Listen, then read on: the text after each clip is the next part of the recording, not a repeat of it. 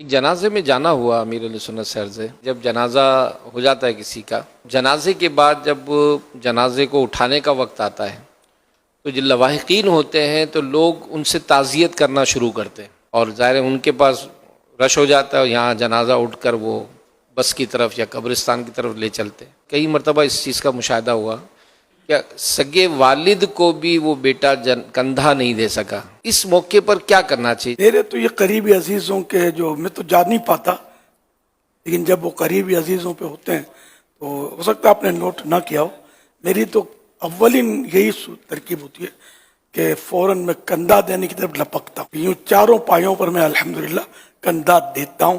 اس کے بعد کوئی ہاتھ ملائے کرے وہ اگر ہو جائے صورت تو ظاہر ہے کہ یہ ایک مخصوص عبادت ہے جو مخصوص موقع پر ہی ملتی ہے، اس لیے پہلے تو اسی کی حرص ہونی چاہیے.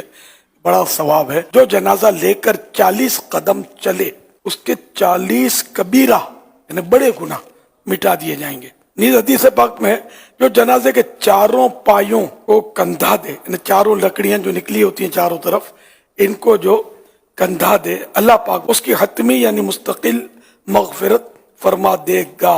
اس لیے پہلے کندھا دے لیا جائے تاکہ یہ نہیں کہ جنازہ بس تک پہنچ جائے یا منزل تک پہنچ جائے اور آپ ملاقاتوں میں مشغول رہیں.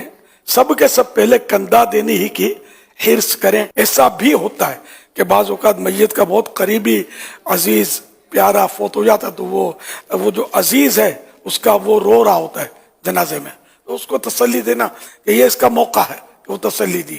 اور تسلی دینا کیا زیادہ رلانا، یہاں یہ ہوتا ہے کہ اس کو تسلی دیتے ہیں اور روتا ہے اور روتا ہے. اب رونا بھی مفید ہوتا ہے کہ اگر غم ایک دم اندر جم گیا تو اس سے بھی مختلف امراض پیدا ہوتے ہیں. لوگ ہیں طرح طرح کا ذہن ہوتا ہے تو آوازیں لگاتے ہیں، دو قدم دو قدم دو قدم. تو اگر آواز ہی لگانی ہے تو 10 قدم 10 قدم 10 قدم یہ لگائی جائے.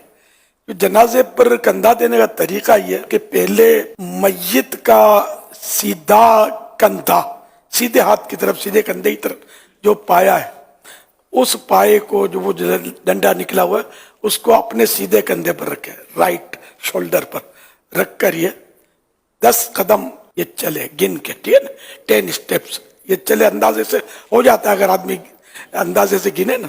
پھر پیچھے کی طرف آئے، بیک آ کر پھر سیدھے ہی شولڈر پر رائٹ شولڈر پر اس کا سیدھا پاؤں کو کندھا دے کر 10 قدم چلے. اب گھوم کے آ جائے ہاتھ کی طرف، اس کے میت کے لیفٹ شولڈر کی طرف آ جائے میت کے، اور اپنے لیفٹ شولڈر پر الٹے کندھے پر اس کو رکھ کر 10 قدم چلے.